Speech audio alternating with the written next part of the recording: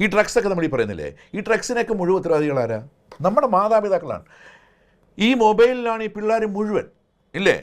6 വയസ്സുള്ള, ഇപ്പം 5 വയസ്സുള്ള എൻ്റെ കൊച്ചുവൻ രാവിലെ ഊറ്റെന്നും പറഞ്ഞവൻ, അവന് ഊറ്റെന്ന് പറഞ്ഞ യൂട്യൂബിനാണ്, അവൻ അത്രേ അതിനെ കുറിച്ച് വരുള്ളൂ. അവൻ കേട്ടിട്ടുള്ള തിരിഞ്ഞിട്ടുള്ളവന് ഊറ്റെന്ന് പറയുന്നത്. രാവിലെ എഴുന്നേറ്റ് പറയും ഊറ്റുതോ, മനസ്സിലായില്ലേ? എന്ന് പറഞ്ഞാൽ പിള്ളേർ ആ ലെവലിലോട്ട് പോവുകയാണ്. അങ്ങനെ ടെക്നോളജി ഈസ് ഡെവലപ്ഡ് അല്ലേ? പക്ഷെ അതിൻ്റെ മുഴുവൻ നെഗറ്റിവിറ്റിയാണ് ആൾക്കാർ ഉപയോഗിക്കുന്നത്. അതിൻ്റെ പോസിറ്റിവിറ്റി ഉപയോഗിക്കുന്നില്ല. അതിന് 100 മടങ്ങ് വലുതാണെങ്കിലും അതിലോട്ട് എത്തുന്നില്ല. അതിൻ്റെ എഫക്റ്റ് നമുക്ക് റിയലായിട്ട് കിട്ടുന്നില്ല എന്ന് വിശ്വസിക്കുന്ന ഒരാളാണ് ഞാൻ. വ്യവസായ രംഗത്തേക്ക് വരുന്നവർക്ക് പ്രധാനമായിട്ടും ഒരു ക്ഷമ വേണം അല്ലേ? ഒരു വിഷനും. അതെ. ഞാൻ എൻ്റെ ഒരു മീറ്റിംഗ് വിളിച്ചാൽ എനിക്കൊരു 45 managers directly reporting to me.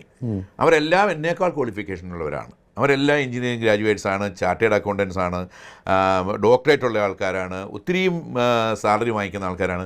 ഞാൻ ഒരു മീറ്റിംഗ് വിളിച്ചാൽ എൻ്റെ കോൺഫറൻസ് റൂമിനകത്ത് ഒരു 20 പേർക്ക്, ഒരു കമ്പനിയിൽ ഒരു 20 പേർക്ക് ഇരിക്കാൻ പറ്റുമെങ്കിൽ 20 ലാപ്ടോപ്പുമായിട്ടാണ് വരുന്നത്. എന്ത് ചോദിച്ചാലും അത് നോക്കിയാലും അവർക്ക് പറയാൻ പറ്റുമോ? വീട്ടിലെ ടെലിഫോൺ നമ്പർ ചോദിച്ചാൽ അടിച്ചു നോക്കേണ്ട ഗതികേടാണ്. ആ ലെവലിലോട്ട് ആൾക്കാരുടെ മെമ്മറി പവർ അവർ കളഞ്ഞു. ഞാൻ ഇത്രയും കാലമായിട്ട് ലാപ്ടോപ്പ് എന്ന് പറഞ്ഞാൽ എനിക്ക് അതിനകത്ത് ഒരു ഓൺ ചെയ്യാൻ അറിയാത്ത ഒരാളാണ് ഞാൻ. സത്യം പറയുകയാണ്. എനിക്ക് ലാപ്ടോപ്പ് ഓൺ ചെയ്യാൻ പറഞ്ഞാൽ എനിക്കറിയത്തില്ല. എനിക്കെന്ത് ലാപ്ടോപ്പ് കൂടെ എന്തെങ്കിലും കാണിക്കണം, ഞാൻ എടുത്തുകൊണ്ട് പോകും. നമ്മുടെ ലാപ്ടോപ്പ് മൈൻഡിലാണ്, മനസ്സിലുണ്ട്. അപ്പോൾ ഞാനിപ്പോൾ ചിലപ്പോൾ ഈ സെക്യൂരിറ്റി ചെക്കിന് വരുമ്പോഴത്തേക്ക് ചിലപ്പോൾ ഈ സെക്യൂരിറ്റി ഓഫീസർ ചോദിക്കാറുണ്ട് നിൻ്റെ ബ്രീഫ് കേസിനകത്ത് ലാപ്ടോപ്പ് ഉണ്ടോ എന്ന്. ഞാൻ പറഞ്ഞു this is my laptop. I use to, ഞാൻ അങ്ങനെയാണ് ജോക്ക് ചെയ്യുന്നത് എപ്പോഴും. മനസ്സിലായില്ലേ?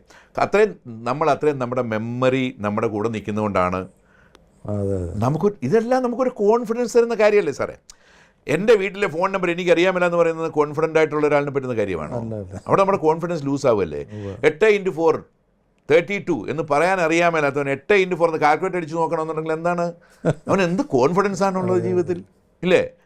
അത് ഓക്കെ, ടെക്നോളജി ഈസ് ഡെവലപ്പിംഗ്, അതിന് വേറെ ഒത്തിരി ഗുണങ്ങളുണ്ട്. ആ ഗുണങ്ങൾ നിങ്ങൾ അംഗീകരിച്ചോളൂ, അത് ഉപയോഗിച്ചോളൂ. പക്ഷേ എല്ലാം കൊണ്ട് അതിനടിമ വെക്കണമെന്ന് ഞാൻ ചോദിക്കുന്നത്, ഇല്ലേ? അതാണ് നമ്മുടെ രീതി. അപ്പോൾ കൂടുതൽ വിജയങ്ങളിലേക്ക് മുന്നേറട്ടെ. എല്ലാ ആശംസകളും. Thank you.